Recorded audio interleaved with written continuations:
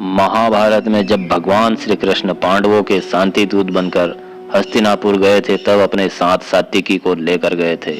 भगवान कृष्ण सात्विकी की योग्यता और निष्ठा पर बहुत ही विश्वास करते थे।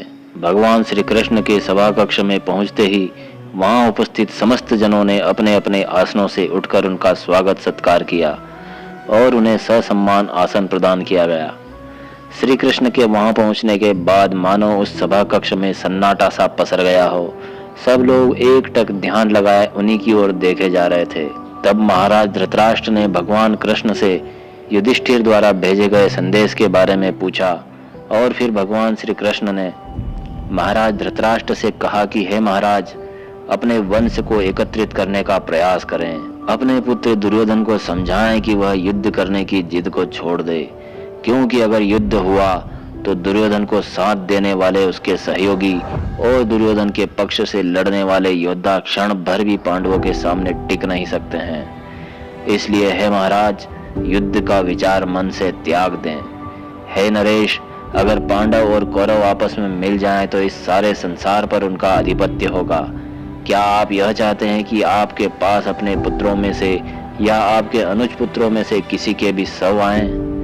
हे महाराज, अगर युद्ध हुआ तो जीत तो किसी एक ही पक्ष की होगी, लेकिन महारथी दोनों ओर के वीर गति को प्राप्त होंगे और इसके उत्तरदायी सिर्फ आप ही होंगे। इसलिए हे महाराज, शांति को अपनाइए और पांडवों को उनका इंद्रप्रस्थ वापस लौटा दीजिए।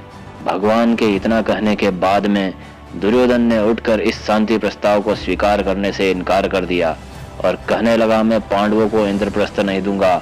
अगर वासुदेव के पास दूसरा कोई मार्ग हो तो उस पर अवश्य विचार किया जा सकता है। तब भगवान श्री कृष्ण ने पांडवों की ओर से सिर्फ 5 गांव मांगे। उन्होंने कहा कि मैं पांडवों की ओर से सिर्फ 5 गांव मांगता हूं। अगर आप यह 5 गांव भी उन्हें दे देंगे तो वह उन्हीं में संतुष्ट हो जाएंगे। तब दुर्योधन ने भगवान श्री कृष्ण से कहा कि मैं उन पांडवों को 5 गांव तो क्या, सुई की नोक के बराबर भी भूमि नहीं दूंगा।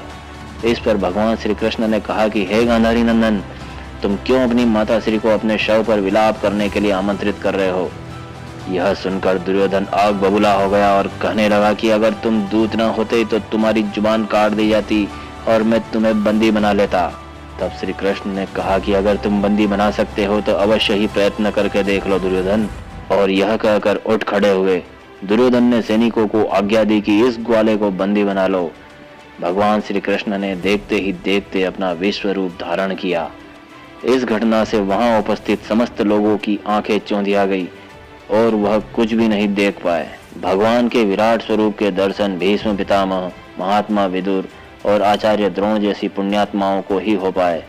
दोस्तों, विराट स्वरूप लेने की यह कहानी अगर आपको पसंद आई हो तो इस वीडियो को लाइक शेयर करें और चैनल को सब्सक्राइब करें। धन्यवाद। जय श्री कृष्ण।